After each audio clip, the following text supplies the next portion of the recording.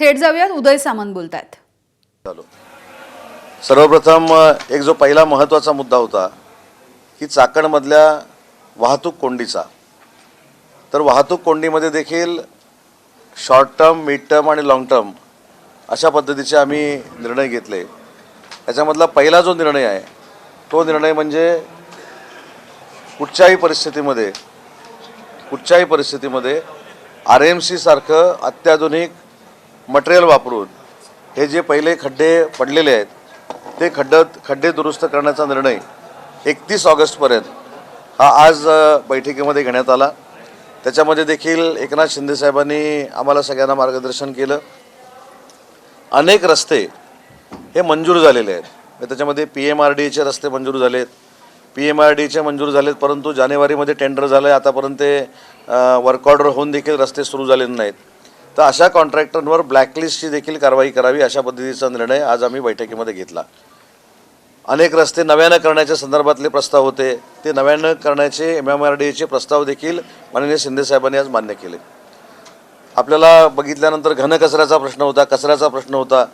त्या कचऱ्यासाठी MIDC कडनं जागा लागणार होती, ती MIDC जागा आम्ही 8 दिवसात त्यांना देतोय आणि PMRDA तोपर्यंत त्याच्यावर घनकचऱ्याच्या प्रकल्पाचं टेंडर देखील काढतंय।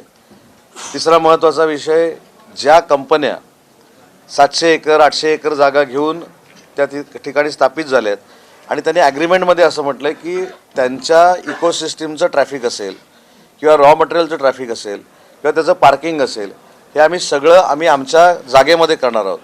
तर ते देखील पोलिसांना आणि जिल्हाधिकाऱ्यांना सूचना दिलेल्या आहेत की ते ट्रॅफिक हे त्यांच्याकडेच गेलं पाहिजे।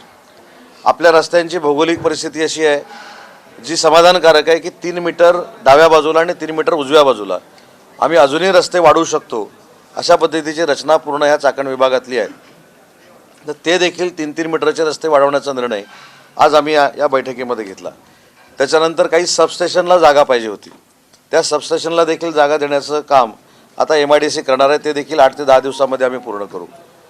ज्या हेवी व्हेकल्स या रस्त्यावर उभ्या केल्या जातात त्यांच्यासाठी हे सगळी इन्फ्रास्ट्रक्चरची कामं पूर्ण होईपर्यंत आमच्या MIDCच्या ज्या ओपन स्पेस आहेत त्या देखील जागा देण्याचा आज आम्ही निर्णय घेतलेला आहे। सकाळी जो मला प्रश्न विचारला होता की MIDCनं खड्डे भरण्याचं काम सुरू केलं आहे, तर त्याच्यामध्ये फक्त मी करेक्शन करतो, तो 59 कोटीचा रस्ता हा सार्वजनिक बांधकाम विभागाकडनं मंजूर झालेला आहे।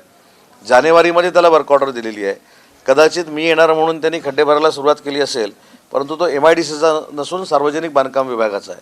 हे मी का सांगतो, जसं मी आज MIDCचा नाही सार्वजनिक बांधकाम विभागाचा आहे असं सांगतो, असंच अधिकारी सांगत हे सगळं वातावरण चिघळलेलं आहे।